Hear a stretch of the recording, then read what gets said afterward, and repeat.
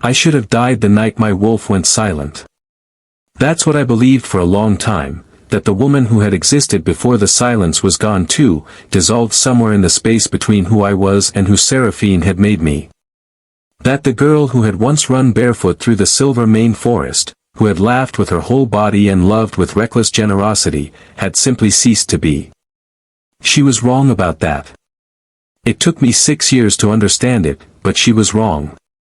My name is Solara Voss. I am an Omega Wolf of the Silver Mane Pack. I was 22 years old when someone stole my life, and 28 when I got it back. This is the story of everything in between, the 14th mark of the month. That was what I counted as Seraphine's blade lifted away. I didn't scream anymore. Screaming had been something I'd done in the beginning, when I still believed that pain was meant to have a limit, that someone would eventually hear me and come. No one came. The other servants knew better than to linger in the corridor outside the Luna's private chambers during what they called her ritual hours, a phrase spoken with studied blankness, the kind of careful ignorance that was the only safe form of compassion available to people as powerless as we were. So I had learned to go somewhere else in my mind. To untether myself from the specific, burning reality of the sigil being carved into my shoulder and float up near the ceiling like smoke. To become an observer of my own suffering rather than its occupant. I bit down on the leather strap between my teeth and felt the magic drain. It always felt like bleeding, but inward. Like something essential was being drawn up through the new wound, pulled along channels I couldn't see or name, siphoned away from some core of me that was getting a little more hollow with every session. My wolf had stopped fighting it after the 2nd year. After the 2nd year, she had stopped doing much of anything at all. "Hold still," Seraphine whispered. Her breath was warm against the back of my neck, almost intimate. She smelled of jasmine and something sharper beneath it, ozone, burnt copper, the metallic tang of dark magic at work. I had come to associate that smell with the particular, nauseating lurch of my power being stripped away, and even now, in moments that had nothing to do with her rituals, the scent of jasmine made my stomach clench. You know what happens when you ruin my work. I knew. 3 years ago, I had flinched at a particularly deep cut, and she had made me watch while she closed the wound with a word, smoothed the fresh skin clean, and started over. 3 hours of carving. 3 hours of that hollow, soul-deep draining. And then she had smiled and told me it was my own fault, that precision required stillness, that I should be grateful she was willing to begin again rather than simply ruining the spell with imperfect work. I had learned to be very, very still. She stepped back. The absence of her nearness was its own relief, a loosening of something I hadn't realized I'd been clenching.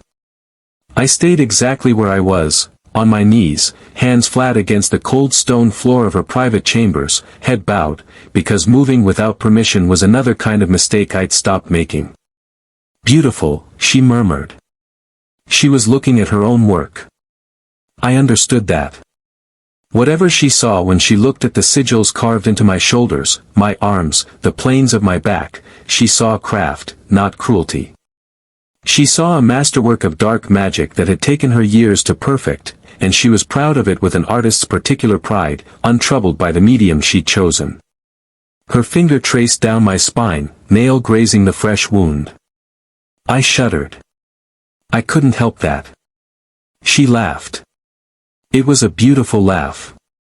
That was one of the things that had taken me the longest to come to terms with, that everything about Seraphine was genuinely, unimpeachably beautiful.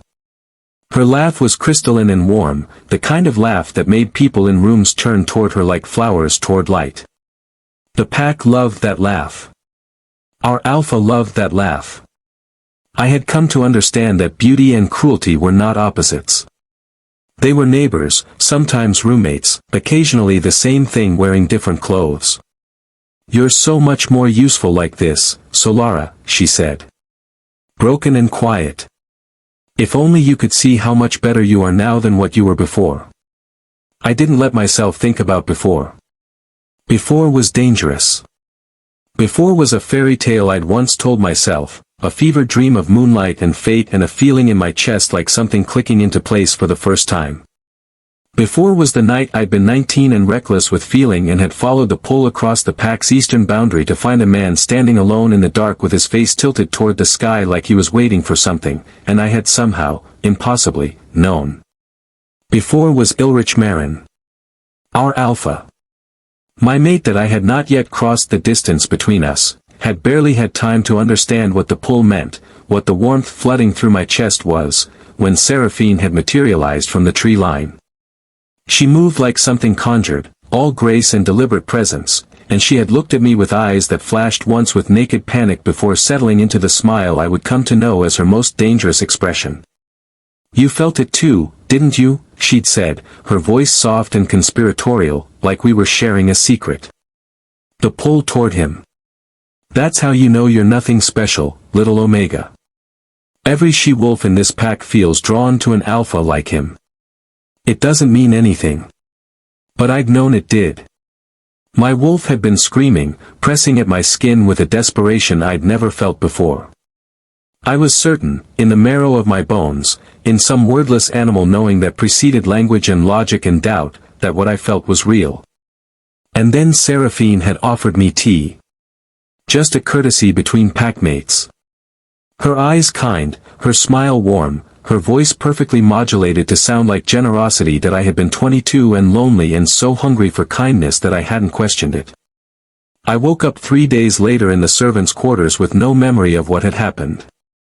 Within a week, Seraphine had been announced as Alpha Ulrich's fated mate. The first year, I told myself I'd been wrong. That the mate pull had been wishful thinking, an Omega wolf with delusions of grandeur, as Seraphine had suggested. I told myself I'd misread something natural and common as something sacred and personal. I told myself the ache in my chest every time I saw them together was ordinary longing, the kind any unmated wolf might feel watching two people claim something beautiful. I threw myself into service. I was good at it, I had always been good at it, methodical and quietly efficient in a way that made me useful without making me visible. When Seraphine summoned me to be her personal attendant, I accepted with genuine gratitude. It was an honor. It put me near the heart of the pack. It gave my orphaned, untethered life a center. It took me another year to understand what I'd walked into. The rituals began subtly. She'd ask me to hold objects during minor ceremonies, said it helped stabilize the working.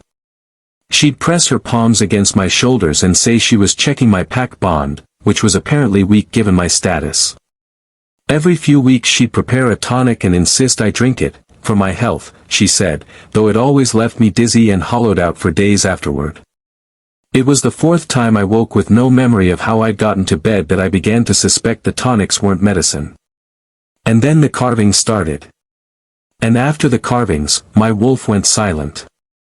Not all at once. Slowly, the way light fades at the end of a long winter day, gradual enough that you keep telling yourself the dark isn't really here yet, there's still a little light, you can still see. And then you can't. And you realize the dark has been here for hours and you simply refuse to name it.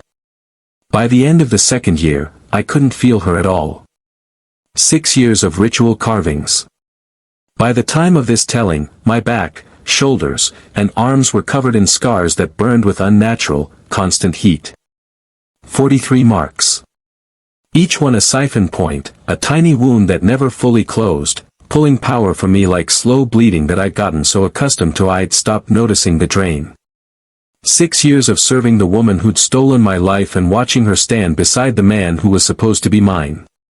6 years of telling myself, in my smallest, most secret moments, that maybe I deserved this. That an Omega wolf with no wolf was exactly where she belonged. The night that changed everything started the way most nights did, with dinner service. I had 12 tasks to complete before the main meal was served. I completed them all without incident, without being seen, without drawing attention. This was the specific skill set 6 years of Seraphine's household had trained into me, to be present without being visible, to serve without being noticed, to exist in negative space. I moved through the pack house like a ghost, and I told myself this was fine. This was safety. Visibility was risk. The visiting delegation from Blood Moon Pack had arrived 2 days earlier. Their alpha, a broad, quiet man named Kalen, had brought his beta, a wolf called Rowan, and Rowan had brought his mate. Her name was Lyra.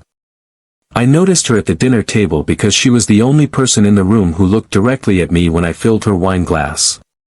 Not past me. At me. Like she could see something. She had unusual eyes, pale gray, almost silver, the kind of eyes that seemed to catch light from sources other than the ones visible in the room.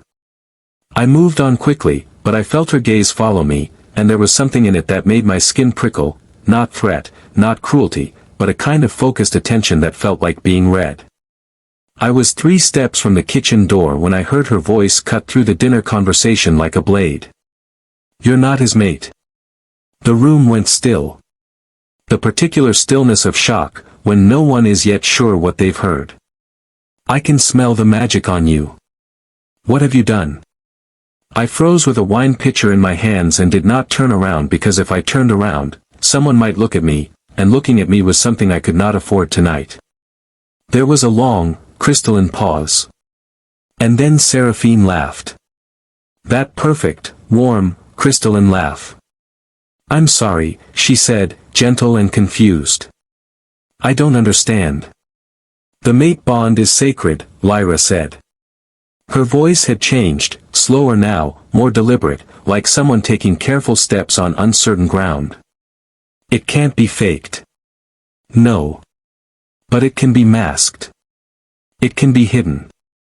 And there's something wrong here." "Something." "Enough." Ulrich's voice. Quiet but absolute, carrying the particular weight of alpha command, not forceful, not raised, but layered with a resonance that settled into the room like stones dropped into still water. "You're a guest in my home.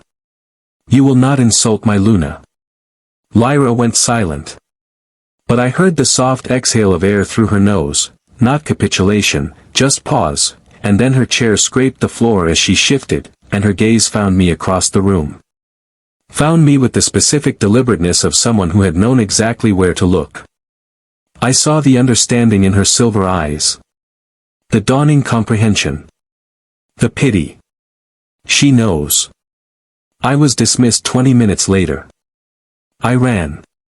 The laundry room was at the bottom of the house, dug into the hillside, a cold stone space that smelled of lye and damp cloth. I had retreated here more times than I could count, to work, to hide, to let the rhythm of my hands scrubbing cloth give me something external to focus on while the inside of me fell apart. I was on my knees, working blood out of Seraphine's ritual robes, my blood, from last week's session, when the door opened behind me. I didn't have time to stand. Her hand was in my hair before I heard her footsteps, and the world spun and burst into white as my face met the stone edge of the wash basin with a crack that sent stars cascading across my vision. "That meddling woman nearly ruined everything," she hissed, and her voice was something I had never heard from her before, genuinely frightened, which somehow made it more dangerous than anything else. Fear in Seraphine always became violence. It had no other outlet. If she'd pushed just a little harder, if Ulrich had questioned me. She yanked me upright by my hair, spinning me to face her. "Do you have any idea what I've sacrificed to maintain this spell?" "Yes," I thought. "I do. I know exactly what you've sacrificed. You've sacrificed me." But I said, "I'm sorry, Luna." Because that was what she wanted. Because sorry was the currency I'd learned to trade in, the only denomination she accepted. "You should be grateful," she said. Her grip on my hair tightened and I felt something cold move through her expression, something wild and desperate and cornered. "Grateful that I saw what you were before you could ruin him. An Omega as Luna of Silver Mane Pack. You would have destroyed everything. You would have humiliated him. I did this for the good of the pack." Then she shoved me, and I went backward into the wash basin, and something tore.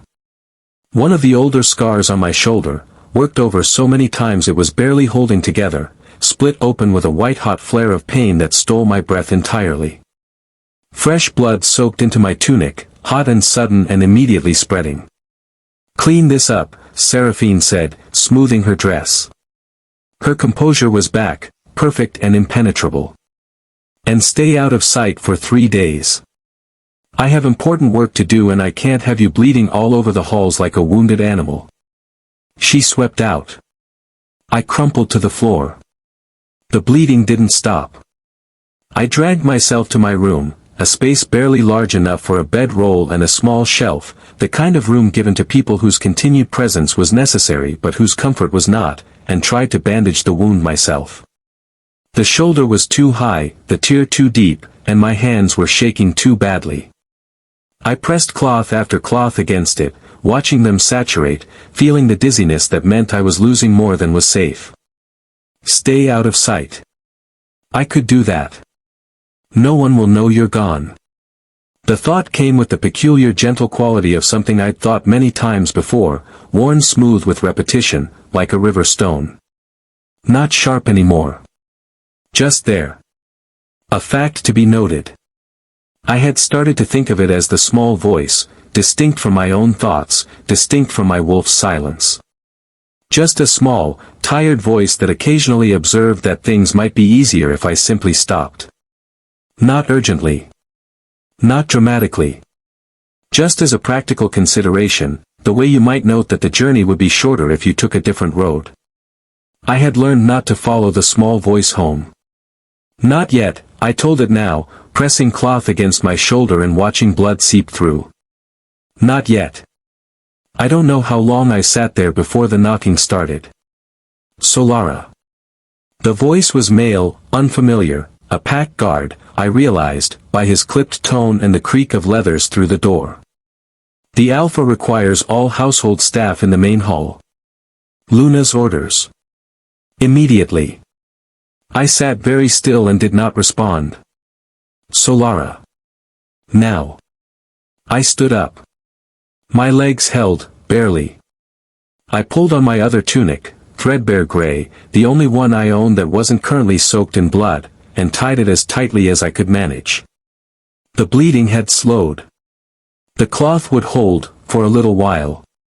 I just had to get through this. Get into the back of the room. Be invisible. Get out. The main hall was packed with pack members when I arrived, everyone murmuring in low, uncertain voices.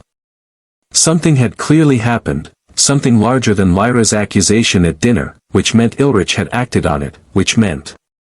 He walked in before I could finish the thought. I had practiced, over 6 years, not looking at him. Not really. I'd looked in his direction when necessary, I'd tracked his movements the way you track a heat source in a cold room, instinctively, without intention. But I had never looked, had never let myself do more than register his outline before redirecting my gaze, because looking was a form of wanting and wanting was a form of pain and I'd had quite enough pain. He was speaking. I processed the words at a distance, through the roaring in my ears. Visiting Luna suggested magical interference, mate bonds, this is a serious accusation. My blood had gone cold. Asked our head healer to perform a simple test, any pack member who feels uncertain about their bonds or who has noticed anything unusual. I started backing, the line moved slowly. One by one, pack members stepped forward. The healer, a compact, silver-haired woman named Caries, placed her palms on each person's temples and let a wash of pale light pass through them, reading something I couldn't see. One by one, they were released. One by one, I ran out of people to hide behind. My shoulder had been bleeding steadily for hours. I could feel the warmth of it soaking through layer after layer of cloth, pooling along the underside of my arm. I pressed my hand against it through the tunic and tried to be very still, to be a wall, to be furniture, to be anything other than the next person in line. Next. My feet moved. The healer looked up as I approached, professional and brisk. Name. Solara. Barely a whisper. Louder, please. And remove your hand so I can perform the examination. I said my name again, louder, a little stronger. I did not remove my hand. Your hand, the healer said, more firmly. I dropped it. For a moment, nothing happened. Then the healer's gaze dropped to my shoulder, to the spreading stain that had soaked through completely, that was now, in the hall's light, unmistakably red, and her professional expression cracked open. "What? Who did this to you?" "I fell," I said. The lie was so practiced it came out smooth and immediate, like a reflex. "I'm just clumsy." "That is not a wound from falling." She reached for me and I flinched back so violently that I stumbled. The movement wrenched my shoulder, and the wound tore a little wider, and I felt the fresh surge of blood through the cloth. "Child. How long have you been bleeding?" "It's nothing. I'm fine. I just..." "Ilrich." The healer's voice cracked across the room like a whip. "Come here. Now." The room had gone very quiet. I heard footsteps, heavy, rapid. Heard Seraphine's voice from somewhere behind me, sharp and commanding, "What's the meaning of this?" "That Omega is fine." "She's being dramatic," toward the door. "All will remain until they've been seen," Ilrich continued. And his eyes swept the room in a long, slow arc, no exceptions. His gaze passed over me. Unseeing. The way it always did. I stopped moving. And then Ilrich was there. Right in front of me. So close that the heat of him was a physical thing, a wall of warmth that my starved senses reached toward before my mind could stop them. He smelled of pine and cold water and the particular wild greenness of deep forest, and underneath it something that my hindbrain recognized before I did, something that sent an ache through my chest so profound I swayed. "Let me see," he said quietly. Not a command. Quiet, careful. The voice of someone trying very hard not to frighten something already frightened. "I'm fine, Alpha. I don't want to waste your..." "Let me see." His hand came up toward my shoulder, and I couldn't stop myself. I jerked away, stumbling, and my back hit the wall. The impact tore the wound fully open, and I felt the blood gush, sudden and hot, soaking through everything. Ilrich's eyes went very wide. For a moment he stood absolutely still, staring at the blood soaking through my tunic with an expression I couldn't interpret, not the disgust or impatience I expected, but something more complicated, something raw, something that looked almost like recognition. Then his expression hardened into something specific and quiet. "Take off your tunic." Alpha command. Not loud, not forceful. Just certain, laced with the resonance that meant the wolf in him had made a decision and the human was catching up. My hands moved before I could think. I couldn't fight an alpha command. My body moved on the command's authority while my mind screamed at me to stop, to run, to do anything other than let the hall full of pack members see what was beneath my clothes. If they saw, Seraphine would know I'd shown them. If Seraphine knew, she would. The tunic fell away. And Ilrich saw that I watched his face in the moment of seeing. I had expected anger. I'd expected the particular cold, efficient anger he displayed in pack meetings when decisions displeased him, measured, contained, purposeful. I'd expected him to look at the scars as a problem to be assessed and solved. What I saw instead was something that moved through him in stages, first confusion, then dawning comprehension, and then, preceding the anger, arriving before it like a shockwave ahead of an explosion, a grief so naked and absolute that it transformed his face entirely. He looked, for just that instant, like a different man. Like someone stripped to something essential and terrible. The anger followed immediately after, burning the grief away. His eyes shifted from dark gold to blazing amber in the space between one heartbeat and the next. He opened his mouth. What came out was not a roar. It was not a command.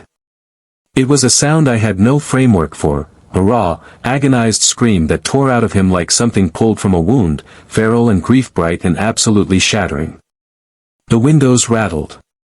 The floor trembled. The entire hall stood frozen in collective shock. "Mate." The word exploded from him like a bomb going off. And I felt it. In my chest, in the place that had been hollow and quiet and locked shut for 6 years, something cracked wide open. Not gently, Nothing about it was gentle. It was like a door being kicked in, wood splintering, hinges failing. The warmth that poured through the breach was so overwhelming it stole my breath entirely. 6 years of suppression dissolving in the space of a heartbeat, and behind it a flood of sensation so acute it was almost pain. Mate, something in me said, something ancient and certain that had no doubts at all. Yes. Mate. Always. My mate, Ulrich roared, and this time his wolf was at the surface, barely contained, his body beginning to shift and ripple. Who did this to my mate? Through the chaos that erupted in the hall, I found Seraphine. She was standing very still in the front row. Her face was bloodless. Her hands, I noticed, had found each other and were gripping hard enough to whiten the knuckles. She was staring at me with eyes wide with a terror that finally matched the terror I had lived with for 6 years. She was afraid of me. Something in me straightened. It was her, I heard myself say, and my voice came out stronger than I expected, stronger than it had been in years, like something was amplifying it, like I was finally speaking with the full weight of both the human and the wolf behind the words. The Luna. She did this to me. Ulrich turned to Seraphine. The look on his face was nothing short of apocalyptic. Explain, he said softly. And the threat in that single word was more terrifying than any roar. Explain why my fated mate bears the scars of dark magic. Explain why I've been blind to her existence for 6 years. Explain before I tear you apart with my bare hands. Seraphine's composure shattered like glass dropped on stone. For just a moment, less than a breath, a flicker, I saw the real her. Not the perfect Luna, not the gracious, beloved face she'd worn for 6 years. A woman. Frightened, alone, backed against a wall of her own making, staring at the inevitable consequences of choices she'd made when she was desperate and had not yet learned the weight of them. Almost, for one strange instant, I felt sorry for her. Then she opened her mouth. You think I wanted this? Her voice was ragged, stripped of its usual measured quality.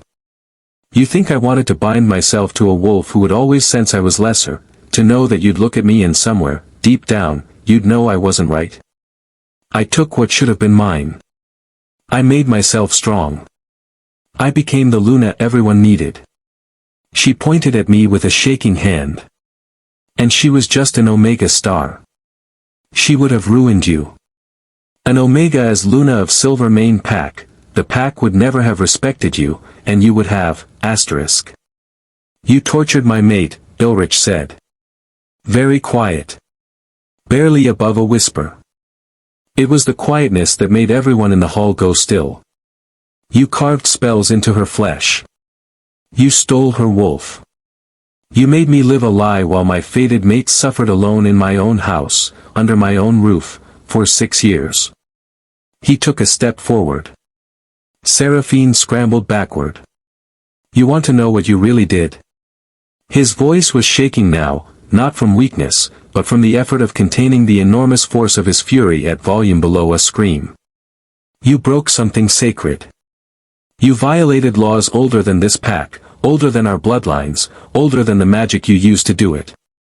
You turned me into your accomplice without my knowledge or consent. And you made a woman, my asterisk woman, believe she was nothing for 6 years because it was the only way to keep her from remembering what she was, asterisk. I loved you, Seraphine shrieked. Tears were streaming down her face now, mascara cutting dark lines through her perfect complexion. I loved you, and you would never have looked at me if she'd been there. You would have looked right past me and never even seen me. Then you should have let me go, Ulrich said. You should have accepted that not everything in this world is meant for you. Instead, you became a monster. And you made a choice that I will spend the rest of my life unable to forgive. He turned to the pack guards. Take her to the cells. Iron chains, iron wards, I want that room sealed against everything. And someone find Carries and our pack magic specialist. His voice, by the time he finished giving orders, had returned to something controlled and precise, the voice of a man pulling himself back from an edge by force of will. I want to know every spell she's cast. Every ritual she's performed.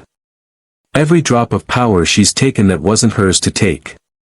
The guards moved. Seraphine did not go quietly. But she went. And then Ilrich's eyes came back to me. All that fury, all that terrible blazing rage, drained away like water from a cracked vessel. What was left in his expression was something so raw and unguarded that looking at it felt like trespassing. Guilt. Tenderness. A grief so profound it was painful to witness on someone else's face. Solara, he said softly. 6 years of hearing my name spoken as a designation, a form of address, the title attached to a tool. And now my name in his voice, just my name, with nothing in it except a kind of reverence that broke something open in my chest. I'm so sorry. I'm so sorry. He reached for me. And this time, for the first time, I didn't flinch. His hand touched my cheek with a gentleness that seemed impossible from someone who had just been on the edge of committing murder. Just the warmth of his palm against my face. Just that. It was the kindest anyone had touched me in 6 years. I started to cry. I hadn't meant to.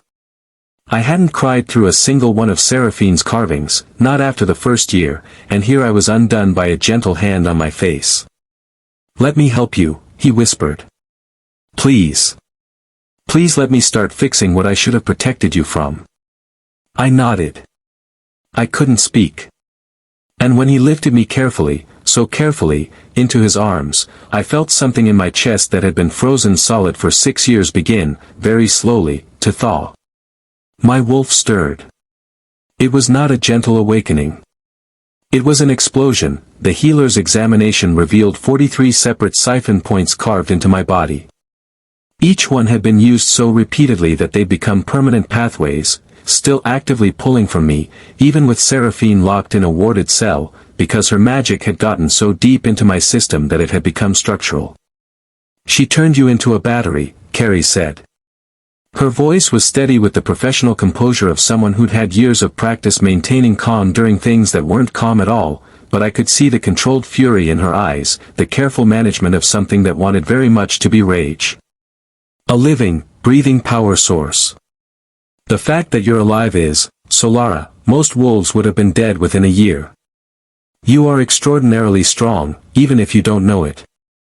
I sat on the examination table in the pack hospital, wrapped in a blanket I'd stopped fighting them about. I was cold in a way that had nothing to do with the room's temperature, and tried to process this.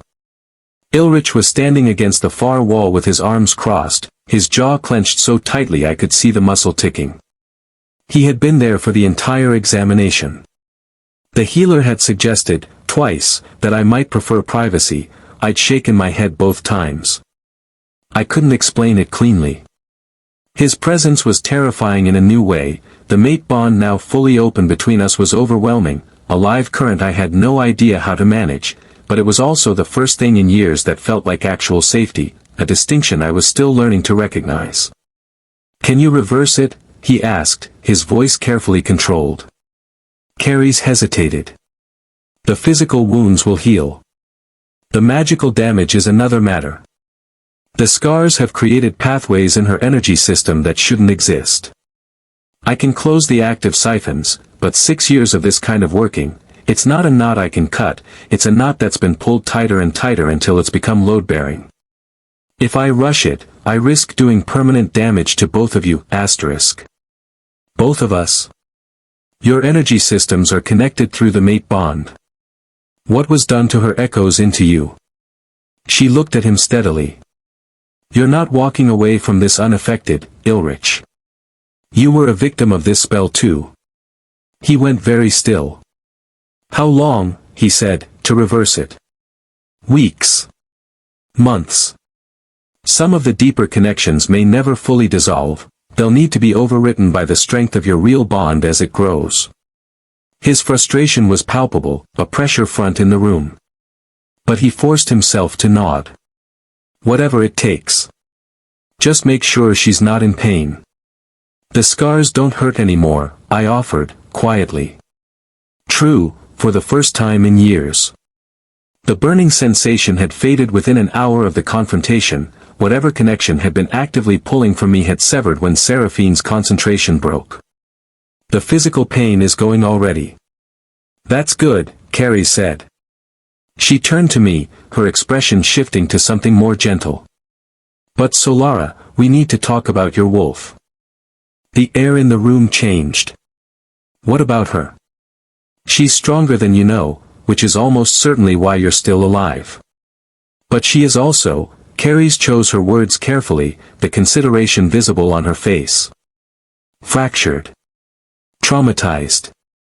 Isolated for 6 years and aware of what was happening to both of you without the ability to do anything about it. When she fully wakes, you will need to integrate everything she's been carrying. Her rage. Her grief. Her fear. I had been feeling it since the confrontation, the wolf pressing against the inside of my skull, no longer absent but not present in any way I knew how to manage.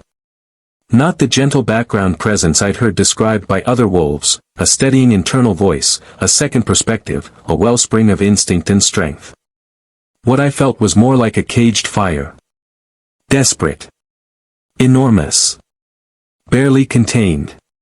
Have you tried talking to her? Carrie's asked. I've tried. She won't, she can't, I stopped. All I feel from her is anger. Anger is good, Carrie said, and I looked up at her sharply. Anger means she's still fighting. It's when the anger turns inward that we worry. But you're going to need help channeling it. Has Lyra spoken to you about the integration ritual? I glanced at Ilrich. She mentioned it, I said. She said it's dangerous. It is, Carrie said plainly. If your wolf is too far gone, if she can't be reached, the attempt to merge with her could cause a catastrophic split. Drive you permanently feral. Or kill you, Ilrich said, in a voice like iron. Kill you, Carrie's confirmed. But the alternative is living in permanent internal conflict between human and wolf, which will also kill you. Just more slowly. She looked at me. This is your choice, Solara. Not mine. Not his. Yours. I looked at Ilrich. Found him already watching me, his expression doing something complicated that I was still learning to read, that guilt again, and underneath it something that might have been longing, the specific longing of someone who wants very much to make a choice for you but has realized they shouldn't. What do you think I should do? I asked. He looked surprised. Then, slowly, something softened in him. I think, he said carefully, that you've spent 6 years having every choice stripped away. I'm not going to make another one for you. No matter how much I want to. It was, I realized, exactly the right answer. And somehow the fact that he understood that, without being told, without needing explanation, made something shift in my chest. I'll do the ritual, I said. He made a sound like he'd been struck. I can't keep living fractured, I said. Even if it kills me, at least I'll have tried to be whole. He started courting me on the second day. I didn't recognize it at first. I thought he was being kind when he brought me breakfast, real food, not the scraps that were all I'd had for years, but a full plate, warm, carried himself because apparently he didn't trust anyone else with it. I thought he was being thorough when he personally checked the wards around my room. I thought he was being conscientious when he sat outside my door for hours each afternoon, his presence a warm pressure I could feel through the wood, close enough to reach if I needed him, far enough not to crowd. It was the books that made me understand. He brought a stack of them on the third day. Novels, not the dry pack histories that were the only reading material Seraphine had ever made available to me, but actual stories. Romances and adventures and fantasies, stories about women who saved themselves and found love in the process. He set them carefully on the small shelf beside my bedroll, handling each one like it mattered. I noticed you didn't have many personal belongings, he said. His voice was quieter than usual, the Alpha Command register entirely absent, and without it he sounded different, younger, somehow, less certain. I thought you might like something to pass the time while you recover. Thank you, I managed. He crouched down so we were at eye level, putting himself deliberately smaller, further away. Careful in a way that I understood, belatedly, was intentional. Solara. I need you to understand something. I met his eyes, which felt like its own kind of bravery. I know the mate bond means we're supposed to be together. I know fate decided this for us. But I also know you've had 6 years of having your choices stripped away, and, I want to be very clear. The bond doesn't obligate you to anything. Not to me. Not to this pack. If you want to reject it, reject me, walk away, you can. I won't stop you. I won't argue. I'll hate it, he added honestly, the ghost of something wry in his expression, and my wolf will probably lose his mind. But your freedom, your choice, those matter more than what I want. You've earned the right to decide your own future. Something cracked open in my chest. This man, this alpha, who could command anyone in the pack and have them obey without question, who held more power in the set of his shoulders than most people would accumulate in a lifetime, was offering me the one thing I had thought was gone forever. Choice. I'm not going anywhere, I whispered. Not yet.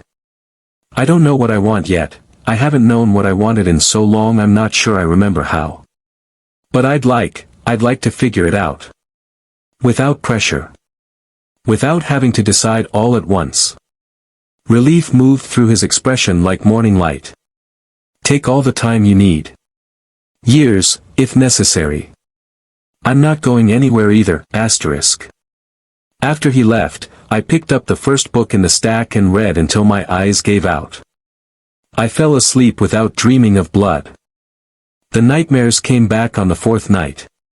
I woke screaming, tangled in my blanket, scars burning as if freshly carved. My wolf was there, not distant, not silent, but overwhelming, a tidal force pressing against every wall I had, showing me things I had spent years trying not to remember. Every ritual. Every carving. Every moment of helpless agony. Every time I had lain on cold stone and felt pieces of myself pulled away and had been unable to stop it or scream about it or make it mean something. The door crashed open. Ulrich stood in the frame in sleep clothes, hair wild, eyes frantic. Don't touch us, came out of my mouth in a voice that wasn't quite mine, harsher, rawer, riding an undertow of something feral. My wolf, speaking through me like air through a cracked instrument. Don't you dare touch us. He froze immediately. Both hands came up, open, visible. Not threatening. Okay, he said. I won't. But I'm here, and I'm not leaving. He lowered himself to sit in the doorway. Making himself small, unthreatening, a presence rather than a force. My wolf raged at him, raged with the specific, white-hot fury of someone who had watched from inside a locked box while her mate walked past her door every day for 6 years and never opened it. He had stood right there, on the other side of the wall she was trapped behind, and had not known she existed, and the injustice of that was so enormous it had no edges. He didn't know, I said out loud, arguing both with myself and with her simultaneously. He was tricked. It wasn't his fault. Liar, my wolf snarled. He should have felt us. He should have known something was wrong. You're right, Ulrich said quietly. My wolf went very still. You're right to be angry, he continued, as if he could hear her through me, and maybe he could, through the mate bond, through whatever channel had opened between us when the glamour broke. I should have felt it. Something in the bond with Seraphine always felt wrong, static, off-key, like a note played slightly flat for so long you stop noticing it's not right. I ignored it. I told myself it was normal, that real bonds didn't always feel like the story said. I was wrong, and because I was wrong and weak about it, you paid the price. He met my wolf's gaze through my eyes. I failed you both. I failed my most basic duty as your mate. And I will not argue with your anger about that. I will not try to defend myself or ask you to get past it faster than you can. I'm just asking, please. Your human half needs to sleep. She needs to heal. And you attacking her from the inside is not helping either of you. So I'm asking you, wolf to wolf, give her peace. Just for tonight. Tomorrow, we start working on making you both stronger together. The silence stretched. Then, slowly, I felt her feel it, my wolf subsided. Not back into silence. Not the old silence that was death. Just back far enough that I could breathe again, that the room stopped tilting. I sagged against the wall. How did you do that? I didn't, he said. You did. She's part of you, Solara. When you're ready to stop fighting her and start working with her, that's when the real healing begins. She wants blood, I said quietly. She wants to tear Seraphine apart. I know. So do I. His expression went briefly cold before he controlled it. Seraphine is in a warded cell with enough iron on her to stop a demon. She's not going anywhere. Your wolf needs to focus on healing, not revenge. But when you're stronger, when you're ready, I promise you, she'll have justice. What will happen to her? He didn't soften it. She violated the oldest sacred law we have. She will be executed, publicly, as an example of what becomes of those who try to manipulate the mate bond and steal another wolf's power. I waited to feel satisfaction. Felt, instead, just tired. I want to be there, I heard myself say. When it happens. I need to see that she can't hurt me anymore. He studied me for a long moment. Are you sure? I need closure. I need to watch her face when she realizes she lost, that everything she did, all that pain she caused, was for nothing. I need her to know that I survived her. Something fierce and proud lit in his eyes. Then you'll be there. Front row. I don't want her blood on my hands, I added quickly. I just want to watch. I want her to see me standing. That, he said, I think she'll find harder to bear than anything else. We sat in silence for a while after that. Not uncomfortable silence, the new kind, the kind between two people who are beginning to trust the shape of each other's quiet. Will you stay? I finally asked, hating how small my voice went. Just until I fall asleep. As long as you need. He settled more comfortably against the door frame, crossing his long legs in front of him. Sleep, little mate. I'll keep watch. I lay back and closed my eyes. And with his presence steady and solid in the doorway, with my wolf finally quiet in my mind, I slept without dreaming at all. Lyra worked on me for 3 days before the full moon. She was methodical and brilliant and occasionally frightening. She had a way of looking at the magic she encountered with a kind of professional detachment that was somehow more disturbing than obvious distress would have been, as if the fact that she was choosing to remain calm about what she was seeing was the clearest possible indicator of how bad it was. She was a prodigy, you know, she told me on the second day, her glowing fingertips tracing one of the sigils on my shoulder. Seraphine. Whatever else she was a genuine magical talent. This feedback loop she built, it's elegant. Almost beautiful, in the abstract. I'm glad someone appreciates it, I said dryly. Lyra glanced at me. I appreciate the technique. I despise the application. Those are different things. Ilrich, pacing behind us as he always did during these sessions, made a sound that was not quite a word. Stop pacing, Lyra said, without looking at him. You're disrupting my concentration. He stopped. I watched the effort it cost him. What she did, Lyra continued, turning back to me, was not just hide you from him. She built a false positive.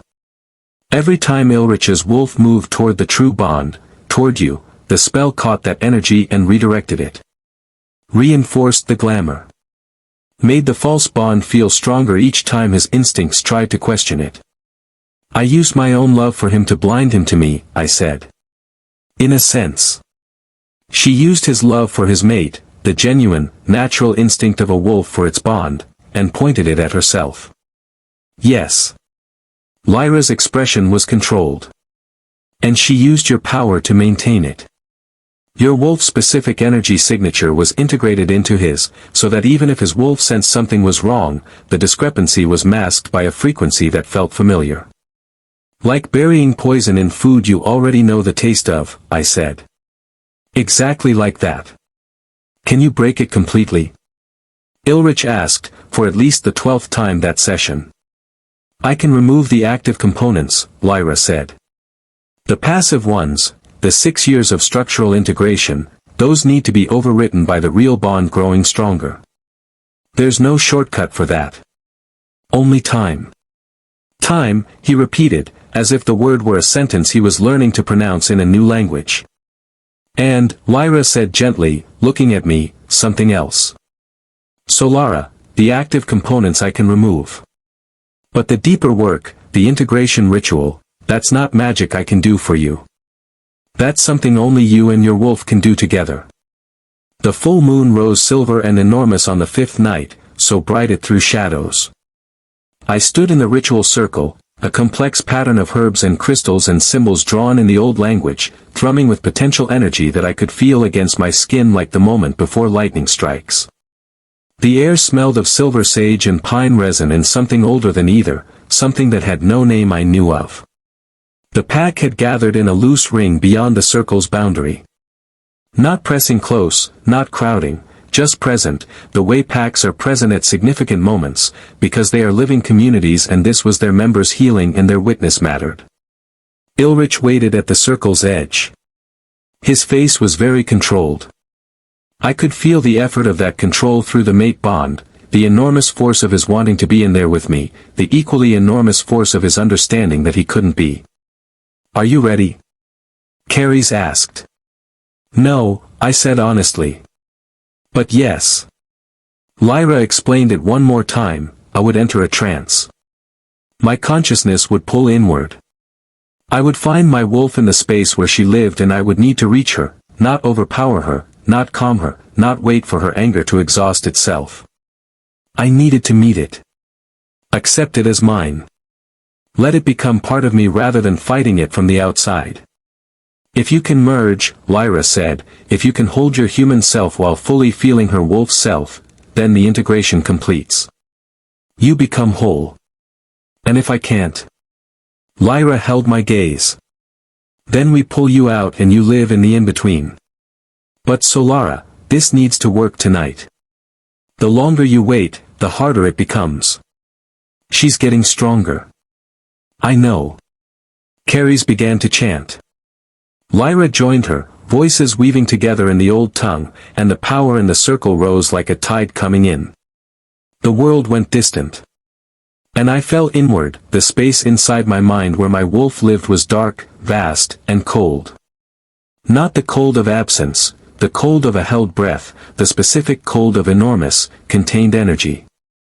She was there. Huge. Silver-furred and battle-scarred, her pelt marked with scars that mirrored my own, phantom wounds that had been carved into her as surely as they'd been carved into my flesh. Her eyes were blazing gold-white, fierce and untamed, and when she saw me, she snarled. Not a greeting. A warning. I'm not here to fight you, I said. She lunged. I threw myself sideways and felt her teeth snap shut inches from my throat. The wind of her passage was ice and wildfire. You left me, she snarled, circling, looking for another opening. You locked me away. I didn't, Seraphine did. She drugged us. Suppressed you. Made it so I couldn't feel you. Excuses.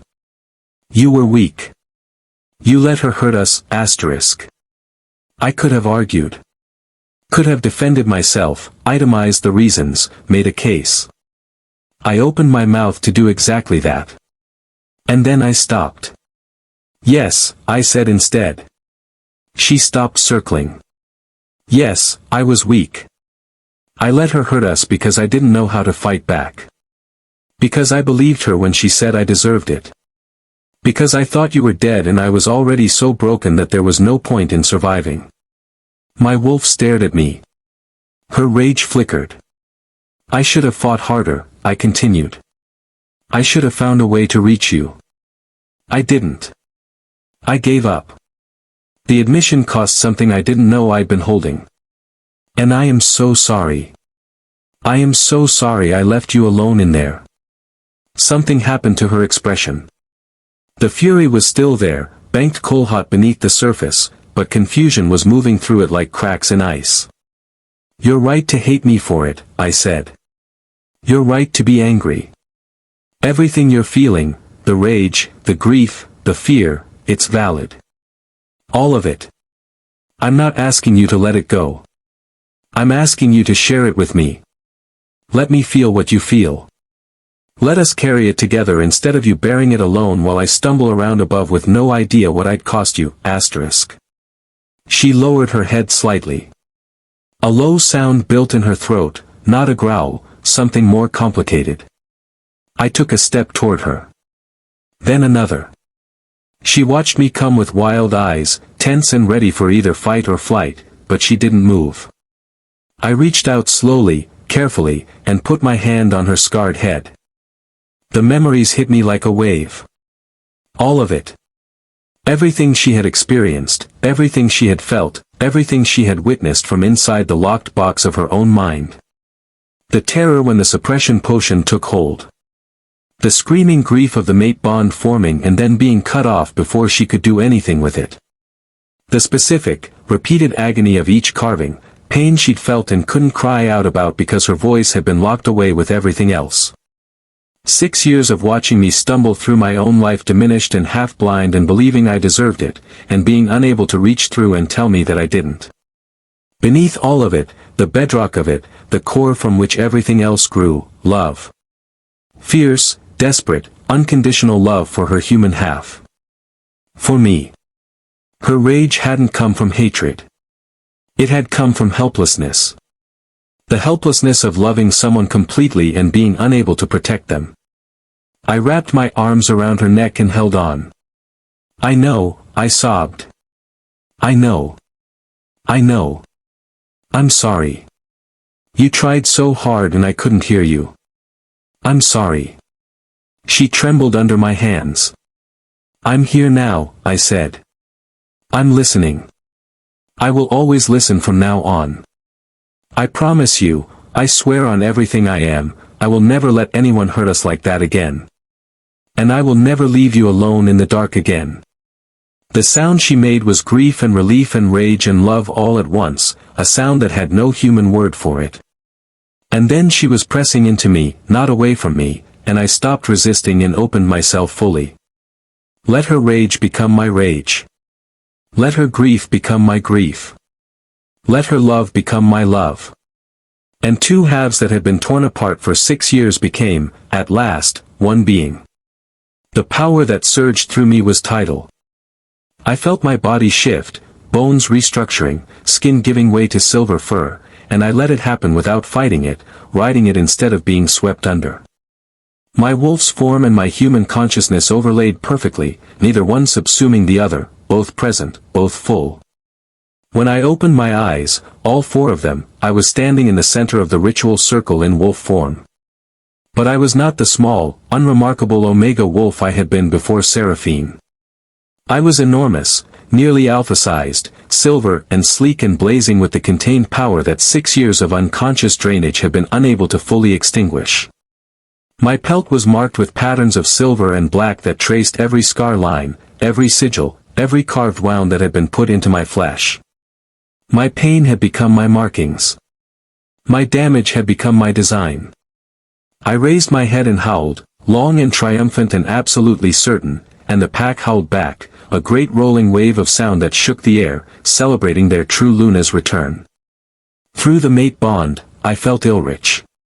His joy hit me like sunlight. His pride. His overwhelming, unstoppable love, breaking across me like a wave I didn't even try to resist. I shifted back to human form as easily as breathing, and before I'd fully solidified, his arms were around me. Holding me so tightly I couldn't breathe, his face buried in my hair, his whole body shaking. I felt it, he whispered. When you merged, I felt the bond complete. Solara, you're so Whole, I finished. I'm finally whole. He pulled back to look at me. The expression on his face was everything I had never let myself imagine. Pride. Love. Awe and desire and relief, and underneath it all, the grief he might always carry, but not as a wound now. More like a scar. Something that had hurt and healed and marked him, but no longer bled. I don't deserve you, he said roughly. You don't get to decide that, I told him. I decide what I deserve. And I think, possibly, I deserve a mate who looks at me like I'm the most important thing in his world. You are, he said immediately. No hesitation at all. You are the most important thing in my world, in any world. And then he kissed me. Gentle and reverent and asking permission with every movement. And when I kissed him back, when I put 6 years of longing and pain and stubborn, unextinguished hope into that single contact, the mate bond between us ignited fully. This was what it was supposed to feel like. This was what Seraphine had stolen from us. And we had it back. Seraphine's execution was held 3 days later, once I had fully recovered and integrated my wolf's returned strength. The pack gathered in the main courtyard in silence. This was not a celebration. Everyone understood that, felt it in the collective weight of the air, the particular gravity that comes with communal witness to consequence. A reckoning, made public because some crimes need to be seen. I stood beside Ulrich at the front, his hand firmly holding mine. He had asked me, twice, if I was certain I wanted to be there. Twice I had said yes. When Seraphine was brought out, she looked nothing like herself. 6 years of inhabiting the role of perfect Luna had given her the kind of practiced, effortless beauty that seemed to come naturally, but it had required constant maintenance, I understood now. Constant performance. Without the magic, without the power she'd stolen from me to keep the glamour intact, she was just a person. Her hair was matted. Her face was gaunt. Her eyes, which I had watched work their cold charm on everyone around her for years, were wide and wild with fear. When she saw me, really saw me, standing there beside Ulrich, healthy and whole and upright, something in her expression collapsed entirely. It should have been me, she whispered. Barely audible over the pounding of my own heart. I did everything right. I was perfect. I was strong. Why wasn't I enough? 6 years ago, those words would have worked on something inside me, the part that had never fully stopped believing that maybe she was right, that maybe I was the problem. The part that had kept its head bowed and its voice quiet because it had learned, slowly and thoroughly, that visibility was danger. I listened to the echo of her despair and felt, for one clear moment, the outline of the tragedy inside it. A woman so afraid of being insufficient that she had destroyed herself trying to prove otherwise. Then I thought of 43 scars. And my wolf, alone in the dark for 6 years. You were never going to be enough, I said clearly, loudly, making sure she heard every word. Not because you were weak, but because you were cruel. Because you took something sacred and twisted it into a weapon. Because instead of working to earn your place, you tried to steal mine. She started to cry. That's why you failed, Seraphine. Not because nature denied you. Because you denied yourself, through your own choices, every chance to be someone worth choosing. I loved him, she sobbed.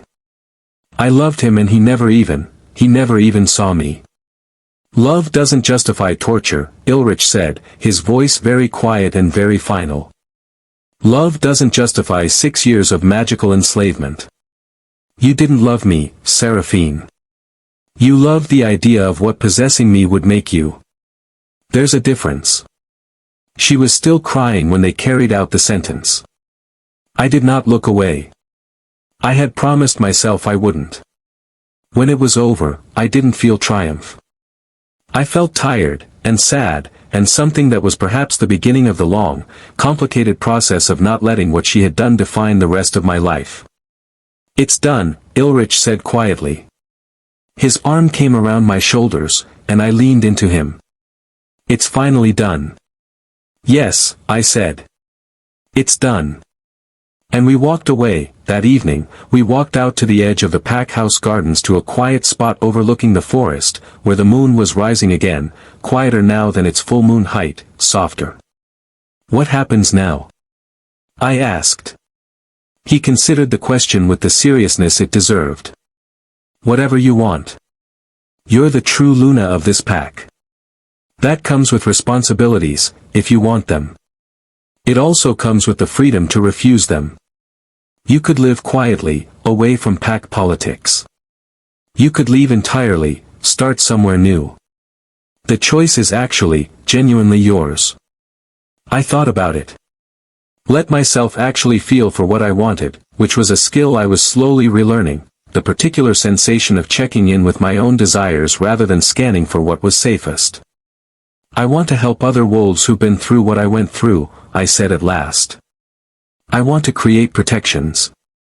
Systems that make this kind of abuse harder to do and harder to hide. I want to turn my pain into purpose. That's incredibly noble, Ulrich said. It's incredibly selfish, I corrected. I need to know that what I survived meant something. That it can prevent someone else from suffering the same thing. That's not noble. That's just survival looking for a reason. He was quiet for a moment. Then we'll build it together. New protections. New laws. A new way of caring for the pack's most vulnerable members. Together, I said, and the word felt like a promise. We stood in the moonlight, and I looked down at my arms, at the scars that were no longer burning, that were just marks now, silver-edged in the moon's light. Reminders, not wounds. They don't hurt anymore, I said. You turned your pain into power, Ulrich said, his hand covering mine. That's what makes you extraordinary, Solara. Not that you survived. How you survived. You took everything she used to break you and came back different. Stronger. More yourself. I leaned into him and felt the mate bond hum between us, warm and right and real. We have a lot of work ahead, I said. We do, he agreed. Healing. Rebuilding. Figuring out how to be mates when we barely know each other beyond crisis and revelation. Sounds exhausting. It will be. But I think we can handle it. We've already survived the worst. Just details, I said, echoing something he'd said before, something that had stuck in my memory. Just details. I could hear the smile in his voice. Then, quieter, I do have 6 years of courtship to catch up on. I intend to be very thorough about it. Thorough. Insufferably so. I'm talking daily flowers. Poetry, terrible, earnest poetry that I'll write myself at 2 in the morning with a quill that keeps running dry. Serenades. Picnics. The complete and unabridged romantic treatment. I laughed. The sound surprised me, not just the sound itself but the quality of it, light and genuine and unguarded, nothing careful about it. I couldn't remember the last time I'd laughed like that. Couldn't remember the last time I'd laughed and not checked, immediately after, whether the sound had been noticed, whether it would be punished. I'd like that, I admitted. The terrible poetry especially. Consider it done. He pulled me closer, arms wrapping around me fully, and I let myself sink into it. Let myself feel safe. Let myself believe, slowly and with full knowledge that believing things meant risking them, that I deserved this. My wolf settled in my mind with a deep, satisfied sound, like something heavy finally set down.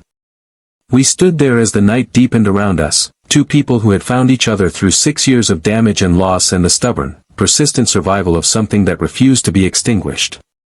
We had scars. Both of us.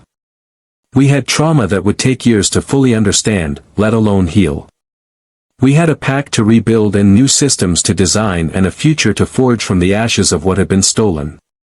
But we also had each other. We had time. We had hope. And standing in the moonlight with his arms around me and my wolf finally at peace, I understood something that made my breath catch in my chest. I was free. Really, truly, fundamentally free. The scars on my body didn't hurt anymore. The scars on my soul were beginning to heal, not gone, never entirely gone, but beginning the slow, non-linear work of becoming something bearable and then something survivable and then, eventually, something I could hold up to the light and call my own. "Thank you," I whispered. He pulled back to look at me. "For what?" "For seeing me. For seeing the scars and going feral instead of looking away. For breaking through the glamour and finding me when I'd given up on being found. For giving me back my choice. My voice. My wolf." His eyes went very bright. "Solara, you did all of that yourself. I just finally started paying attention." "Then thank you for that," I said. "For paying attention." "Always," he promised. "For the rest of our lives, I will always pay attention. I will always see you. I will always choose you." The mate bond flared between us, sealing the words, making them more than words. I rose on my toes and kissed him, and poured into it everything I hadn't said and wasn't yet ready to say and might someday be ready to say, gratitude and hope and the tentative, carefully tended beginning of something that might, in time, become the kind of love that doesn't hurt. The moon rose higher. And in the distance, the pack howled, celebrating their true Luna, their alpha's found mate, the end of a deception that had poisoned them all for 6 years. My wolf howled back. And we were home. The integration clinic opened on the first full moon of spring. It was nothing grand, a converted stone outbuilding at the edge of pack territory, smelling of lavender and wood smoke, with mismatched chairs and shelves of books and a healer on staff who had spent the year training specifically in trauma recovery for wolves who had experienced magical manipulation. The first wolf who came was 19 years old and hadn't felt her wolf in 8 months. She wouldn't tell me her name at first. Just sat in the chair across from mine and stared at her hands, which were folded too carefully in her lap, the posture of someone who had learned that stillness was safety. I recognized it immediately. "You don't have to tell me anything," I said. "You don't have to do anything. You're not here to perform. You're just here." She looked up. Her eyes were red-rimmed and wary. "How do you know it gets better?" she asked. The question of someone who needed an answer, not comfort. I thought about it. Thought about the honest answer, the real answer, not the reassuring one. "I don't know that it gets better for everyone," I said. "I know it got better for me. I know that getting better was not a straight line and some days were much worse than others and the scars don't disappear, they just change shape. I know that the wolf you think you've lost is not dead, she's just waiting for you to remember you're on the same side." The girl was quiet for a long time. "I was so angry at her," she finally said. "At my wolf. For not fighting harder. I know. I thought maybe she'd given up on me. She hasn't. She's angry and scared and she needs you to show up for her. The way you need her to show up for you." Another silence. Then, slowly, the girl unfolded her hands. "My name is Bryn," she said. "Solara," I said. "But you can call me Soul." She almost smiled. Outside the window, the spring moon was rising. My wolf hummed in my chest, warm and awake and present, and I felt Ilrich through the mate bond, a distant but constant warmth, steady as a hearthfire, checking in. "All good?" he asked without words. "All good," I answered. And turned back to the work.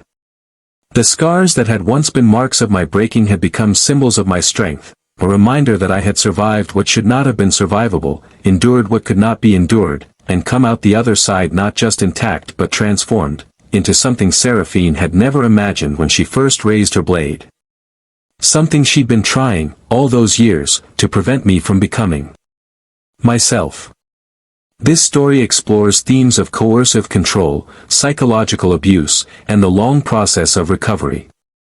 If any part of it resonated with something you're living, please know, the anger you feel is valid, the survival you've managed is extraordinary, and you are not what was done to you.